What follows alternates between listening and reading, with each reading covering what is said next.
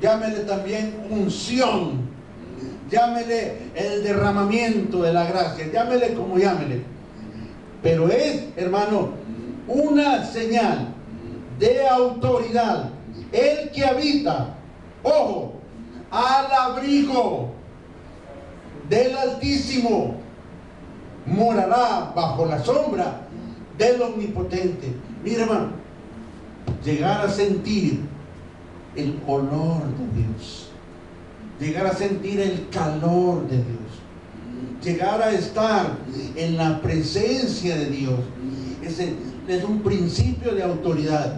Estando en la presencia de Dios tenemos autoridad. Por eso el salmista dice: el que habita al abrigo del Altísimo.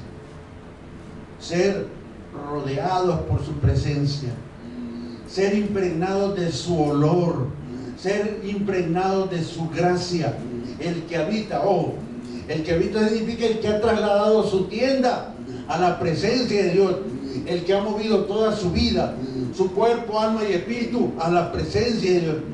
No es el que visita, ¿para qué no dice el que visita? El que habita, el que ha hecho de Dios su morada, el que ha hecho con Dios un tabernáculo, Dios morando entre los hombres, Dios morando en nosotros, porque cada uno de nosotros, su cuerpo es un tabernáculo. Y cuando yo reconozco la autoridad de Dios sobre mi vida, este salmo se cumple. Muchos han leído este salmo, miles de cristianos han leído este salmo, pero no lo están disfrutando. Habla de cobertura, habla de provisión, habla de protección, habla de salud, habla de todo. Nada le va a faltar al que está al abrigo del Altísimo. Tiene un nombre, porque el crecer al abrigo de alguien era que se le daba un nombre. También se hacía responsable de su vida. Hermano, Dios no va a ser responsable de aquel que no esté en su presencia. Dios no es responsable, pero es que Dios nos ama, hermano. Nos ama en el sentido de que somos su creación, nos ama en el sentido de que murió por nosotros. Pero ¿qué estoy yo haciendo por ese amor? Aquí hay algo bien triste. Fíjense que el ser humano sabe hacer muchas cosas. El ser humano es diestro para muchas cosas. Hay gente que sabe hablar 1, 2, 3 idiomas. El ser humano hace computadoras, hace vehículos, construye casas, ha ido a la luna, ha ido a lo profundo del océano. El ser humano puede hacer muchas cosas, pero ¿sabe lo que no puede hacer? Pedir perdón. El ser humano puede hacer muchas cosas, pero no puede pedir perdón. No puede decir te amo. ¿Cuándo fue la última vez que tú como hijo le dijiste a tu mamá te amo? Lo que tiene de vida. No, el ser humano puede hacer muchas cosas, menos decir te amo, pedir perdón, y mucho menos reconocer sus errores. Eso no lo puede hacer el ser humano. Tiene que estar Dios adentro de él para que pueda amar, para que pueda pedir perdón y para ver sus miserias. El hombre ha tenido éxito en muchas cosas, pero en cuanto a su vida personal es un fracaso, porque la vida sin Jesús es un fracaso. Usted conoce, mire, la gente que labora de lunes a viernes y son eficientes, pero ya cuando llegan viernes en la noche para amanecer sábado, una tristeza increíble y una depresión tremenda, que para necesitan meterse a los bares, necesitan ir a los cines, necesitan divertirse para olvidarse de lo que ellos son. Y el domingo peor. Ya el lunes le cambió la vida. ¿Por qué? Porque, hermanos, no han sabido amar, no han sabido perdonar, ni mucho menos verse a sí mismos. Es importante que a través de la palabra de Dios, cuando yo vengo al abrigo del Altísimo, mi vida cambia. Y lo que antes era para mí importante, hoy ya no lo es. Y comienzo, hermano, una nueva vida donde tengo verdaderas experiencias con Dios, donde brota de mis labios la palabra amor, la palabra perdón. Aquel que no puede perdonar, lo siento, posiblemente Dios no esté. Y es duro, hermano. El ser humano es duro, es cruel. Sin Cristo el ser humano es cruel, esclaviza al humano, maltrata al prójimo. El ser humano sin Dios es cruel. Por eso, jueces 21, 25 exactamente, en estos días no había rey en Israel. Es Jesús el rey de todos los salvadoreños. Es algo tremendo, hermano. Ahora, y por el otro lado, la religión, un imperio, algo poderoso. Vimos en esta semana un derroche de autoridad de la religión, ¿verdad? Un hombre, pues, que la gente lo adora, lo idolatra. Yo digo, qué tremendo. Tienen ojos y no ven, oídos y no oyen. No entienden que Él no es su santidad. Es un hombre que necesita también arrepentirse. Y con sus palabras mueve millones de corazones. Y lo estamos viendo, no a la presencia de Dios. Es algo triste, hermano. Como la tradición está por encima de la palabra. Incluso ha llegado a decir este hombre que la Biblia se tiene que adaptar a la iglesia, a los estatutos y cánones de la iglesia, cuando es al revés, hermano. La iglesia se tiene que acomodar o adoptar a la palabra de Dios. También, hermano, la autoridad tiene que ver con tres cosas que son esenciales para que usted abra sus ojos y abra sus oídos. Porque sin estas tres cosas, hermano, somos uno más, somos como una hoja en el viento, arrastrados por diferentes corrientes. Dios quiere cimentarnos. Primero, que reconozcamos una autoridad sobre nosotros. No puede tener usted autoridad si no está bajo una autoridad.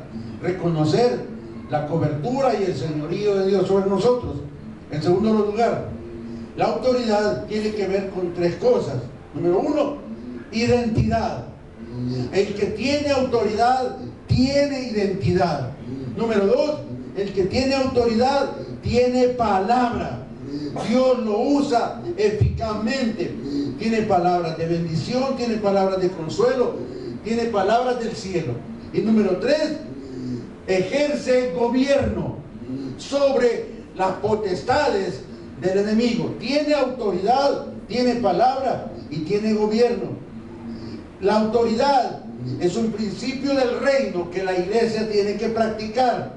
La autoridad, hermano, la autoridad sirve para mantener en orden todas las cosas. Si no hay autoridad, todo se viene abajo. La autoridad, el Salmo 148 habla de autoridad. Tiene en orden todas las cosas. El balance de la creación está sujeto a la autoridad de Dios.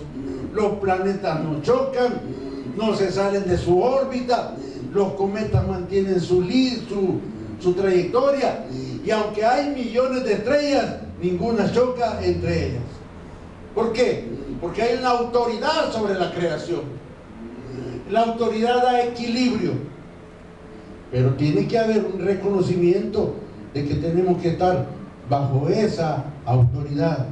También, hermano, la autoridad Estar bajo autoridad es la garantía de tener una vida de bendición. Nadie, hermano, puede gozar de la bendición de Dios si Dios no está en él. La autoridad es una garantía de tener una vida de éxito. Por eso usted va a ver que hay muchos cristianos que son cristianos, pero no están gozando de los beneficios de ser cristiano.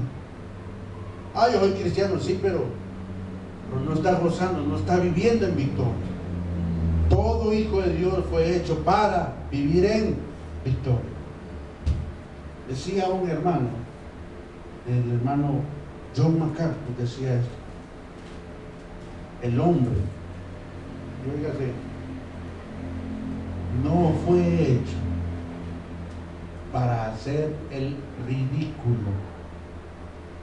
El hombre fue hecho para expresar la gloria de Dios. El hombre no fue hecho para hacer el ridículo. El hombre no fue hecho para embriagarse, para fumar, para andar en adulterio, para robar. Cuando hacemos eso, estamos haciendo el ridículo. El hombre sin Cristo hace el ridículo. El hombre no fue hecho para hacer el ridículo. Cuando el alcohólico, el fumador, el adúltero, el ladrón, el asesino, hermano, hacemos el ridículo. Hemos sido puestos en la tierra para adorar a Dios por sobre todas las cosas. Cuando yo me salgo de la autoridad de Dios, hago el ridículo y arrastro a los que están conmigo. Un hogar fuera de la voluntad de Dios pierde autoridad.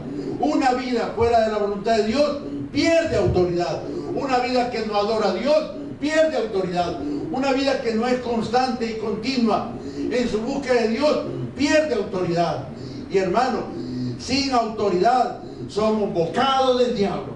Un cristiano sin autoridad es hecho pedazos por el diablo y hace de él un ridículo. Incluso se llega al ridículo de tener pastores adúlteros y todavía le dicen pastor. Y no seguimos más porque... Pero solo usted vea, a la luz de la palabra, lo que significa no tener autoridad. Pueden tener el reconocimiento y el aplauso de la gente, mas no la bendición de Dios. Qué importante es, hermano, entender que Dios me ha puesto en este mundo para andar en autoridad. Miren lo que dice Lucas, capítulo 10. ¿Cuántas iglesias, cuántos cristianos se nos ha olvidado practicar lo que dice Lucas, capítulo 10, versículo 19? Y es algo que Dios lo da. Lo dio y lo sigue dando. Lucas capítulo 10, versículo 19. ¿Qué dice? He aquí os doy potestad de hollar serpientes y escorpiones y sobre toda fuerza del enemigo, y nada os dañará. He aquí os doy. Ese es un verbo auristo. ¿Qué significa eso? Que es un eterno presente. Se lo dio en aquel tiempo, se lo dio a la iglesia primitiva y se lo da a la iglesia de hoy. He aquí a todo aquel que está bajo autoridad. He aquí que todo aquel que reconoce mi señorío, le doy autoridad, le doy potestad ¿de qué? De pisotear serpientes y escorpiones y de derribar y de pisotear toda fuerza del enemigo. Y nada, ¿qué dice? Pero si yo no estoy bajo autoridad, se va a dar vuelta la moneda. Y al que van a pisotear es a ustedes. Tenemos la promesa de una autoridad delegada de parte de Dios. Oh, yo no tengo autoridad.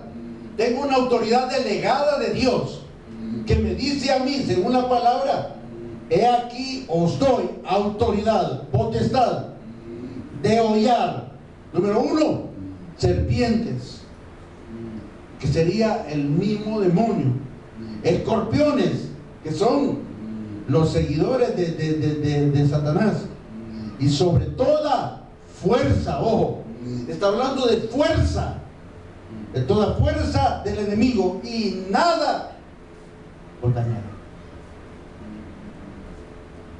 Cuando yo no cumplo eso, cuando yo no me someto a la autoridad de Dios, el enemigo hace de mí un ridículo. ¿Cuántos cristianos hacen el ridículo?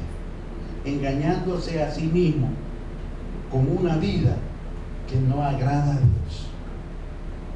El que los hombres no le digan nada no significa que Dios no le va a decir algo. Preferiríamos mejor que nos dijera algo el hombre y no Dios, porque cuando Dios llama la atención, llama la atención. El problema es que cuando Dios actúa, a veces ya es demasiado tarde. Dios quiere cambiar nuestra mirada hacia una vida que le agrade a Él, viviendo bajo esa autoridad. Y no solo esto, no nos dio autoridad sobre esto. Miren lo que dice Mateo capítulo 10.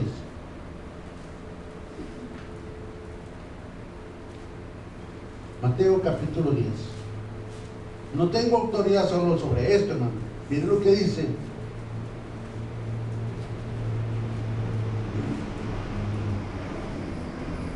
Mateo 10, 1. Entonces, llamando a sus 12 discípulos, les dio autoridad sobre los espíritus inmundos para que los echasen fuera y para sanar toda enfermedad y toda dolencia. Los espíritus inmundos son los encargados de traer todas las enfermedades al cuerpo. Son los que se encargan de corromper el alma. Son los encargados de meter basura en la mente. Son los encargados de traer filosofía, de traer conocimiento. Son los encargados de hacer lo que somos nosotros. Dice, entonces llamando a sus 12 discípulos. Ay, hermano, pero ya vean, solo a los 12. Ay, ¿y quién le ha dicho que tenía Jesús solo 12 discípulos? Había más. Les dio autoridad, ojo, sobre los espíritus inmundos. Y aquí hay algo bien tremendo. Aquel que no reconoce la autoridad de Dios en su vida, aunque sea cristiano, tiene un espíritu inmundo. Pero mi hermano, se tiene que estar endemoniado para no venir a la iglesia, pudiendo venir. Se necesita estar endemoniado para cambiar su culto por otra cosa, aunque pudiera haberlo efectuado. Muchas veces, hermano, anteponemos nuestras necesidades a la de nuestra búsqueda de Dios. Y es algo, hermano, que ocurre en todas las iglesias, en todo el mundo. La indiferencia, el enfriamiento. Y yo le decía, Señor, ¿qué es lo que pasa? Y sabe que me dijo, Señor, no son mis hijos. Y para que voy a tener que meter aquí a la fuerza, o estar trayendo a alguien y hasta maldecirlo si no viene a la iglesia, si no es hijo de Dios. Ahora, que tiene una gran posibilidad de ser hijo de Dios, sí, pero hermano, si en mi corazón no está el deseo de querer cambiar, de buscar a Dios, de adorarle, de doblar rodillas, de orar, pues pregúntele, papito, ¿y soy tu hijo? A veces bromeando en la casa, cuando tiene más de un hijo, hay 4 o 5 hijos, siempre hay pleito, y ahora y al más cabezón que le decían, vete adoptado, es la carbonera lo trajo, allá en el maturero te llamo.